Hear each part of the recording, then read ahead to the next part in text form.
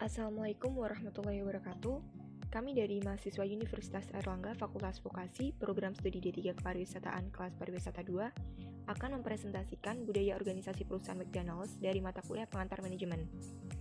Sebelumnya, saya sebagai moderator akan memperkenalkan anggota dari kelompok 6. Yang pertama ada Asifa Enggarlovita, yang kedua saya sendiri Putri Marasa Kusifah, yang ketiga ada Cynthia Anggraini Widianingrum, yang keempat Ayu Bunga Pahwana, yang kelima Natasha Winamasari, dan yang keenam Adelia Eka Ruswansa Putri.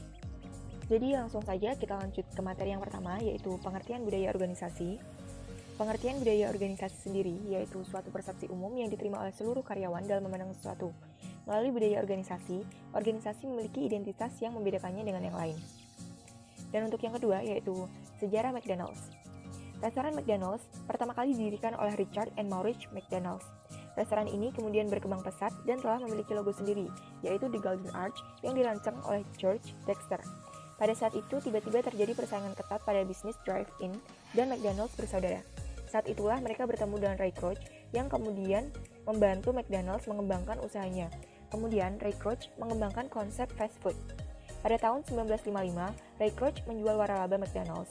Bisnis waralaba McDonald's mulai menyebar ke berbagai negara di dunia. Pada tahun 1961, Kroc meluncurkan program pelatihan yang dinamakan Hamburger University dan membeli saham perusahaan McDonald's. Kemudian, McDonald's berkembang pesat hingga sekarang. McDonald's hadir di Indonesia pada tahun 1991. Bambang Nuryatno Rahmadi merupakan warga Indonesia pertama yang berhasil mendapatkan hak master franchise dari McDonald Corporation dengan mengalahkan 13.000 pesaing. Sampai sekarang, beliau bertindak sebagai Presiden Direktur McDonald's Indonesia. Tepat pada tanggal 22 Februari 1991, restoran McDonald's di Sariah Tamrin, Jakarta beroperasi dengan memperkerjakan 460 kru dan 26 manajer. Perkembangan McDonald's di Indonesia sangat cepat. Hingga sampai saat ini, McDonald's Indonesia telah berjumlah 109 restoran dan karyawannya yang sekitar 8.000 orang. Lalu yang ketiga ada karakteristik dari budaya organisasi. Apa saja karakteristik dari budaya organisasi McDonald's? Yang pertama ada inovasi dan keberanian mengambil resiko. Berikut adalah inovasi-inovasi yang telah diambil McDonald's. Yang pertama ada indoor setting pada tahun 1950, drive-thru window pada tahun 1970, menambahkan breakfast menu pada tahun 1980, menambahkan play area pada tahun 1990, redesign bagian dapur, gerai self-service pada tahun 2004, 3 spirit dining section yang masih dikembangkan sekarang ini, linger zone dengan kursi yang nyaman dan koneksi wifi, grab and go zone dengan konter yang tinggi, dan yang terakhir ada zona fleksibel untuk anak-anak dan keluarga. Dan untuk karakteristik yang selanjutnya akan dijelaskan oleh teman saya yaitu Natasha Winamasari. Untuk Natasha Winamasari, dipersilahkan. 2. Perhatian pada hal-hal rinci atau detail. MCD sangat memperhatikan kepuasan pelanggan. Senyum konsumen adalah hal penting untuk MCD. Setiap detail pada makanan minuman yang diberikan pada konsumen harus mendapatkan respon yang baik. Dalam segi penyajian produk, MCD menjadikan produk yang sesuai SOP yang ada dengan penyajian yang memperhatikan urutan-urutan dalam pembuatan produknya. 3. Orientasi hasil. Hasil dan aksi dapat dilihat dari pemberian reward di MCD yang memberikan reward kepada karyawan yang memiliki prestasi lebih dalam pekerjaannya. Biasanya reward ini diberikan setiap sebulan sekali, sedang untuk aksi dalam hal ketanggapan pelayanan akan langsung membersihkan meja yang telah ditinggalkan konsumen. 4. Orientasi orang. Terlihat bahwa karyawan MCD yang sangat ramah dan pada pelayanan delivery order MCD juga memiliki database tentang konsumen yang memesan, sehingga konsumen tidak perlu lagi menyebutkan informasi mengenai alamat, nomor telepon, dan lain-lain. 5. Orientasi tim. Terlihat dari koordinasi yang dilakukan antara kasir dengan penyaji makanan di dalam dapur yang sangat baik dan terkoordinir, sehingga penyajian makanan akan lebih cepat dan konsumen tidak merasa menunggu terlalu lama. 6. Keagresifan atau aggressiveness. Melihat dari variasi menu MCD, membuktikan bahwa MCD agresif memberikan pelayanan terbaik kepada konsumen agar konsumen tetap loyal kepada mereka. 7. Stabilitas. Melihat MCD yang jarang memberikan promo, memberikan bahwa MCD mementingkan stabilitas dalam pengelolaan perusahaannya. Dengan lingkungan stabil dan pasti, stabilitas dapat membawa perusahaan untuk menjadi lebih efektif dengan memberikan hasil yang konstan stabil. Stabilitas mencegah dalam bertindak cepat yang berakibat mungkin terhadap ketidakcocokan bagi lingkungan yang selalu berubah-ubah. Proses terbentuknya budaya organisasi. Pendiri MCD memiliki budaya MCSCC. Budaya MCSCC Accountable Care Credible merupakan budaya kerja yang harus diterapkan oleh seluruh karyawan MCD. Setiap karyawan diharapkan menjadi seseorang yang bertanggung jawab. Setiap karyawan diapresiasi hasil kerjanya dan diberikan feedback yang membangun agar karyawan dapat terus belajar mengembangkan potensi dirinya masing-masing. Pendiri MCD mensosialisasikan apa saja yang harus mereka terapkan ketika menjadi karyawan MCD. Dalam janji merek mereka menerapkan MCD selalu menyediakan lingkungan restoran bersih dan karyawan yang selalu dapat diandalkan untuk mengutamakan keramah tamahan pada pelanggan. MCD selalu berusaha untuk menjadi restoran terpercaya dan memiliki menu berkualitas yang disukai dengan harga terjangkau. MCD memperlakukan pelanggan dengan tingkat keramahan yang tinggi, selain itu juga dibangun dengan prinsip inklusivitas dan toleransi. Setelah disosialisasikan, pendiri menerapkan aturan budaya tersebut untuk diperlihatkan kepada karyawannya, yang nantinya untuk mengidentifikasi diri dan penerapan nilai serta asumsi tersebut kepada karyawan agar bisa terlaksana budaya yang diterapkan. MCD memiliki peningkatan manajemen dan peningkatan khusus.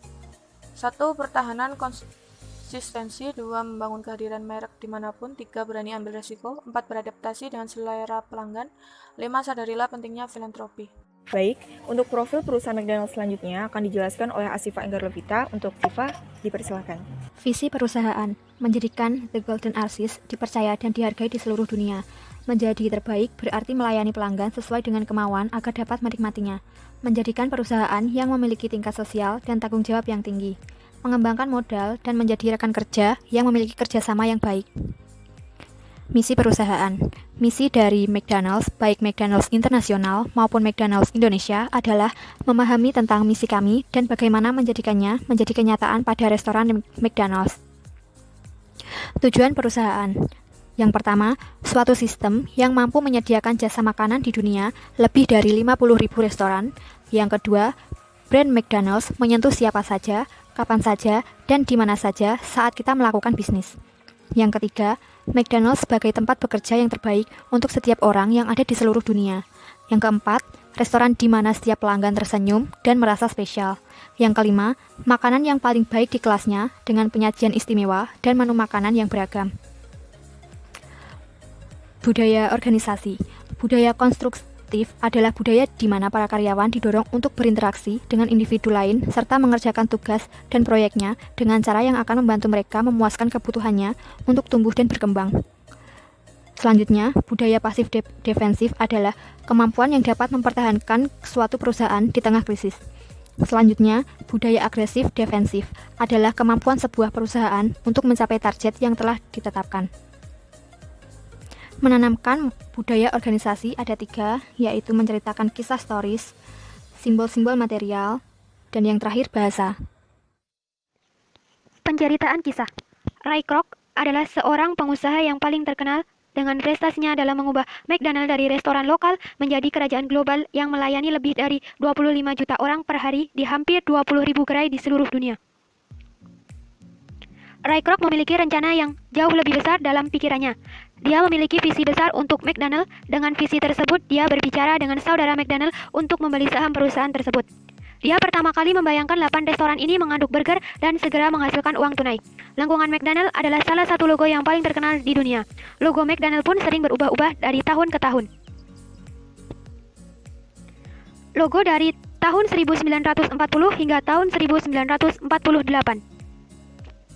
Logo dari tahun 1948 hingga tahun 1953. Logo dari tahun 1953 hingga tahun 1960. Logo dari tahun 1960 hingga tahun 1968. Logo dari tahun 1968 hingga tahun 1993. Logo dari tahun 1993 hingga tahun 2006. Kroc tahu bagaimana menciptakan peluang untuk dirinya sendiri, seperti yang dia katakan kepada seorang penulis biografi. Saya terobsesi dengan gagasan untuk membuat McDonald menjadi yang terbesar dan terbaik. Kroc meraih kesuksesan dengan peduli dengan bisnisnya lebih dari orang lain. Adapun kutipan yang dapat diambil dari Kroc, jika Anda bekerja hanya karena uang, Anda tidak akan pernah berhasil. Tapi jika Anda menyukai apa yang Anda lakukan dan Anda selalu mengutamakan pelanggan, maka kesuksesan akan menjadi milik Anda.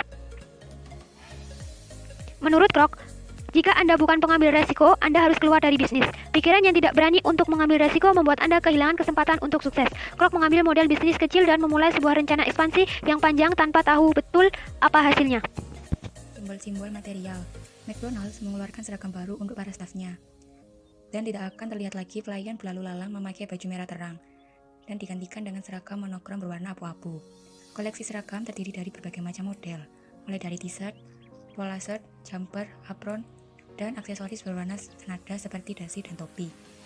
Terdapat logo kecil bertuliskan huruf M berwarna putih pada bagian dada. Seragam berwarna abu-abu ini sudah terlihat di beberapa outlet restoran McDonald's di Amerika Serikat. Pada tanggal 1 Januari 2015, rumah makan cepat saji McDonald's akan mengganti slogannya, yang semula I am loving it menjadi Loving Beats Hatin.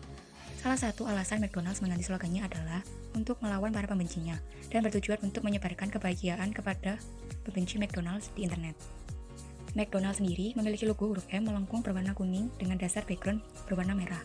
Paduan warna merah dan kuning dipilih karena alasan tertentu, yaitu warna merah memiliki sifat merangsang yang berkaitan dengan sifat aktif. Hal ini meningkatkan denyut jantung yang meningkatkan nafsu makan. Sedangkan untuk warna kuning berkaitan dengan rasa bahagia dan warna yang paling mencolok ketika dilihat siang hari. Bahasa, budaya keramah tamaan. Di McDonald's, menerapkan sikap plus perilaku sama dengan pengalaman pelanggan, yaitu formula sederhana yang karyawan ikuti di setiap harinya. Di McDonald's, Anda akan diperlakukan dengan tingkat keramahan yang tinggi dan juga dibangun dengan prinsip inklusivitas dan toleransi. Setiap karyawan McDonald's diharapkan menjadi seseorang yang bertanggung jawab, diapresiasi hasil kerjanya, dan diberikan feedback yang membangun agar karyawan dapat terus belajar mengembangkan potensi dirinya masing-masing. McDonald's selalu menyediakan lingkungan restoran bersih dan karyawan yang selalu dapat diandalkan untuk mengutamakan keramah tamaan para pelanggan. McDonald's selalu berusaha untuk menjadi restoran terpercaya dan memiliki menu berkualitas yang disukai dengan harga terjangkau. Proses terbentuknya budaya organisasi dibagi menjadi 4, yaitu pertama, unsur-unsur budaya organisasi. Kedua, bagaimana budaya organisasi terbentuk. Ketiga, pemimpin pembentuk budaya. Dan keempat, kepemimpinan dan budaya etis organisasi. Unsur-unsur budaya organisasi. Giovanni dalam Sobirin menyatakan bahwa budaya organisasi terdiri atas unsur utama, yaitu ada 2 sifat, yaitu bersifat perilaku dan bersifat idealistik. Yang bersifat perilaku, behavioral, memiliki sifat kasat mata, muncul ke permukaan dalam bentuk perilaku sehari-hari para anggotanya. Unsur ini sering dianggap lebih mudah diamati dan dipahami. Contohnya, desain arsitektur.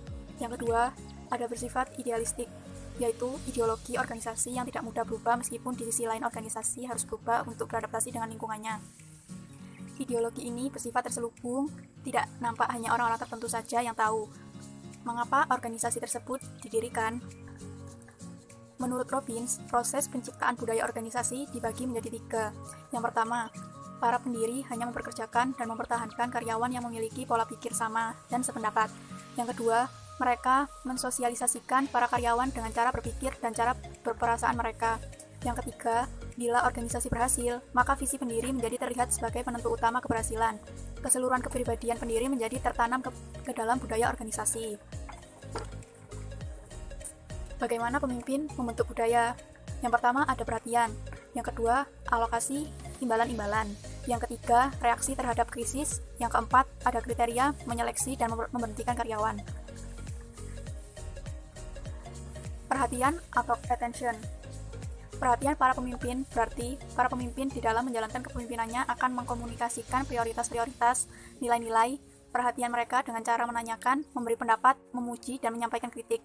Contohnya, restoran cepat saji yaitu McDonald's dikenal kebersihannya secara berulang-ulang. Pendiri perusahaan menceritakan bagaimana dia mengejar-ngejar lalat untuk menjaga agar para pelanggan yang sedang menikmati hidangannya tidak terganggu oleh lalat tersebut. Reaksi terhadap krisis.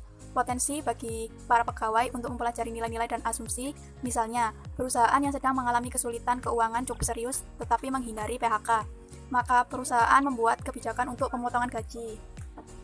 Alokasi, kriteria-kriteria yang digunakan sebagai dasar untuk mengalokasikan imbalan-imbalan seperti peningkatan upah atau promosi mengkomunikasikan apa yang dinilai oleh pemimpin dan organisasi tersebut. Kriteria, menyeleksi, dan memberhentikan karyawan. Para pemimpin dapat mempengaruhi budaya dengan merekrut orang yang memiliki nilai-nilai, keterampilan, atau ciri-ciri tertentu dan mempromosikan mereka ke posisi kekuasaan. Kriteria serta prosedur-prosedur yang digunakan untuk mengeluarkan atau memberhentikan para anggota dari sebuah organisasi mengkomunikasikan juga nilai-nilai serta perhatian dari pemimpinnya. Kepemimpinan dan budaya etis organisasi. Apakah sebenarnya pemimpin? Lehman mendefinisikan kepemimpinan sebagai seni, kemampuan untuk mempengaruhi dan mempergerakkan orang untuk mencapai suatu tujuan tertentu. Peran kepemimpinan dalam organisasi sangat esensial, dan kepemimpinan sudah menjadi kajian sejak lama.